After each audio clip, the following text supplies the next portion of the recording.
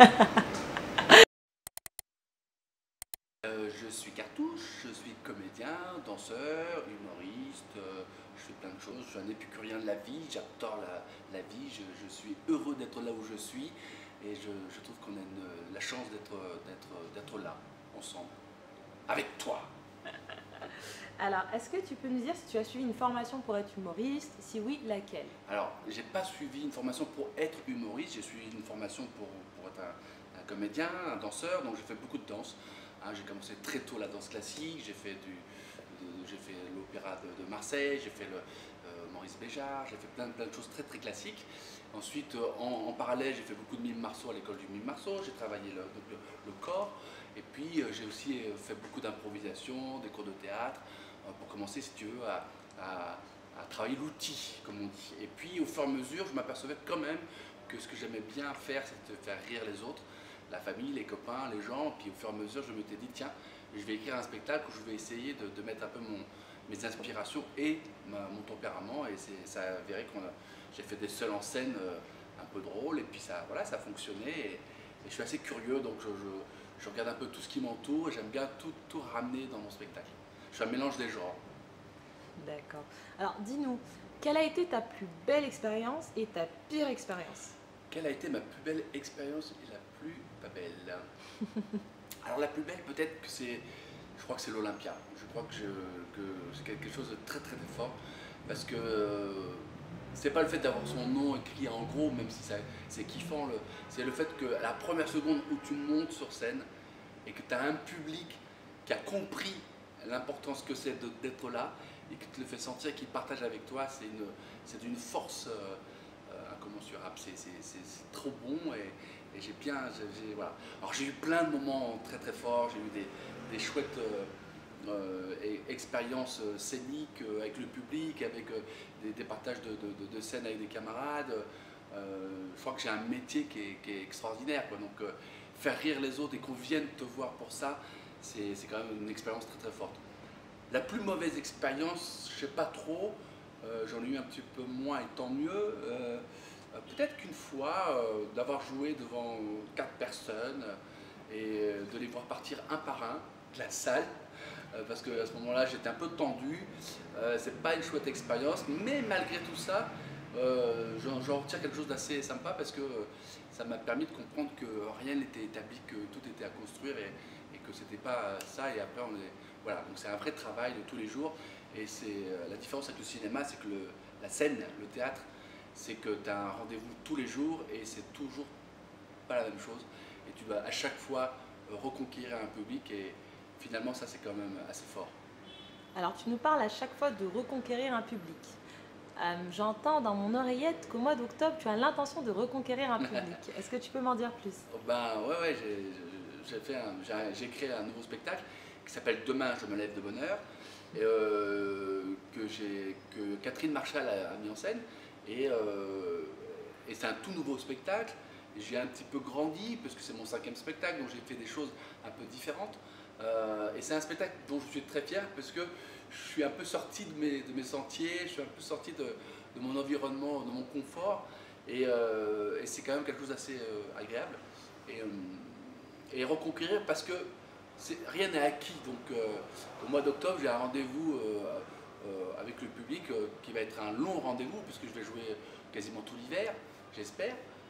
Donc c'est vraiment, effectivement, c'est un rendez-vous. C'est comme avec ta chérie, quoi. Tu viens te disputer ou tu viens tu as un dîner avec elle et puis d'un coup, va falloir que tu lui montres que tu as évolué, que tu as changé et à la fin du repas, tu payes l'addition et elle te dit dégage. Tout reste. Et du coup, de quoi parle ce spectacle? C'est l'histoire d'un petit garçon malheureux, très malheureux, qui a été malheureux très longtemps et qui est devenu heureux et qui raconte tout son cheminement et qui c'est pas des conseils, mais il donne sa vision du bonheur et c'est très participatif. Il y a plein d'anecdotes, il y a plein de jeux, il y a plein de participation avec le public. Il y a des gens qui montent sur scène et je pose des questions, je les fais lever, je les fais danser.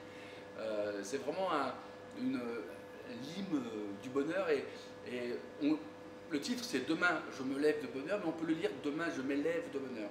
Donc c'est à double sens, c'est vraiment à partir de maintenant je serai un homme heureux et je continuerai à être heureux. Et toi, seras-tu heureux? Ah, je le souhaite. Et quelle a été ta source d'inspiration? Alors il y en a plein, hein. C'est bien sûr, c'est forcément un peu autobiographique. Et quand j'ai commencé un petit peu à changer d'idée pour trouver le nouveau spectacle, je voyais un thérapeute pendant quelques temps, puis à un moment donné, je me suis dit, mais je lui ai posé une question, il m'a donné une réponse dont j'étais assez surpris sur le bonheur, et puis j'ai commencé à lui poser plein de questions sur le bonheur, et après je lui ai dit, écoute, tu sais quoi, on va arrêter les séances, et puis tous les mercredis, je t'invite à déjeuner, et je vais te poser plein de questions sur le bonheur, je vais écrire mon nouveau spectacle. Et donc je vais donner rendez-vous tous les mercredis, on déjeunait ensemble, et je lui ai donné des thèmes. Alors, comment les enfants sont heureux? Est-ce que les enfants japonais sont pareil, aussi heureux que nos enfants, nous? Est-ce qu'une femme divorcée est plus heureuse? Est-ce qu'aujourd'hui ça a changé en 20 ans? Donc je lui posais plein de questions, je prenais un peu, je récoltais un peu tout ça, puis j'ai commencé un peu à écrire, et puis avec Catherine Marchal, elle est venue travailler avec moi, et bon, on a commencé vraiment à trouver le sens du spectacle, et on a fait un bon duo sur le bonheur. D'accord. Alors, est-ce que tu peux nous dire, pour les personnes qui seraient intéressées pour te voir sur scène, quand est-ce que ça commence? Quel jour on peut te voir sur scène? Vous ayez un peu plus de Alors, détails. je voudrais parler à ceux qui sont intéressés, mais aussi à ceux qui ne le sont pas intéressés, qu'il faut quand même venir, parce que c'est une thérapie quand même, c'est une thérapie, c'est moins cher qu'une vraie thérapie, et c'est plus court. Voilà. Ça, c'est important de le dire. Bah écoute, je serai à partir du 10 octobre à la scène parisienne, à 19h15, le jeudi, vendredi, samedi, à partir de, je le dis, du 10 octobre. Donc c'est super simple. La scène parisienne, c'est le théâtre qui est juste à côté des Folies Bergères, un quartier super, on peut venir manger. Ce qui est bien, c'est que c'est tôt, tu sors du boulot, paf, tu viens me voir, tu vois le spectacle, tu te marres un bon coup, et puis tu vas grignoter avec ta chérie. Justement, c'est le moment aussi voilà, hein, tu lui fais une surprise, elle va être contente, et puis après, tu pourras l'épouser. Et puis ça va être bien. Donc il n'y a pas d'autre mot, il faut venir, c'est bien. Pourquoi est-ce qu'on ne devrait pas louper ce spectacle?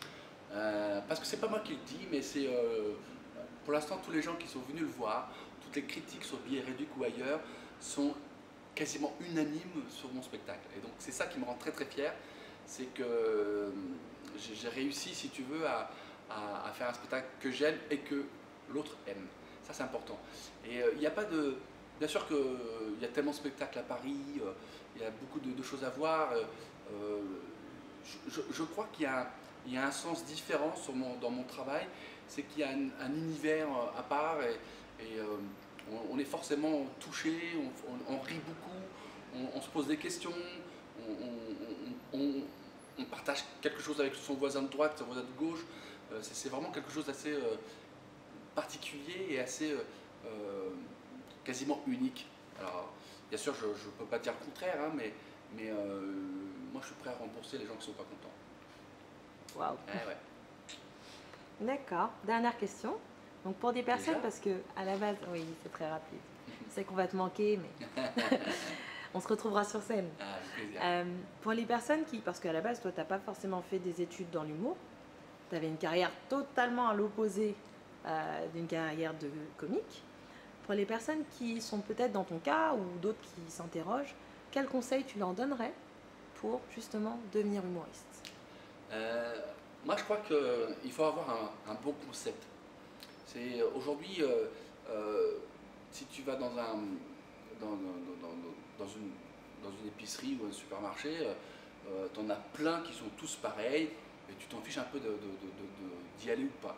Par contre, il y a des gens qui sortent du lot et qui vont faire une épicerie bio, de qualité, ou qui vont se spécialiser sur des aliments étrangers.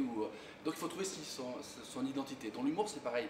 Hein, tu as des Jean-Marie Bigard, tu peux avoir des Jamel Debbouze, tu peux avoir des Farid, tu as vraiment des personnalités différentes, et c'est ça qu'il faut trouver. Il ne faut pas juste, parce que je fais rire le voisin d'à côté, je dis c'est bon, je peux faire une carrière d'humoriste. C'est pas la réalité. La réalité, c'est qu'il faut plus travailler que ça, et donc tout le travail de comédien, tout le travail que tu peux apporter en plus dans ton outil. Alors, je dis l'outil, c'est toi, hein, donc tu dois bien travailler ça, travailler ton travail de danseur, de voix, d'écriture, de personnages. Aujourd'hui, si tu vois, ceux et celles qui cartonnent sont des gens qui ont vraiment un concept. Et quand je dis concept, c'est vraiment une identité. On va te voir toi parce que tu es le seul et la seule personne qui propose ça. Si tu es comme tous les autres, c'est trop tard déjà. Donc je pense qu'il faut travailler ça. Il faut travailler une vraie histoire, un vrai concept et pas faire comme tous les autres, faire du stand-up et puis croire que ça suffit de monter sur scène avec une blague ou deux, une vanne ou deux. Aujourd'hui, le public, il est très intelligent dans son choix. Il sait ce qu'il va voir, il ne fait pas au hasard et il n'a pas le temps. Donc il est tellement sollicité que à l'époque de la classe, on avait très peu de gens qui proposaient des choses comme ça. Donc maintenant, c'est rempli, donc il faut trouver son angle d'attaque et j'encourage à travailler vraiment le concept de ce que tu es sur scène.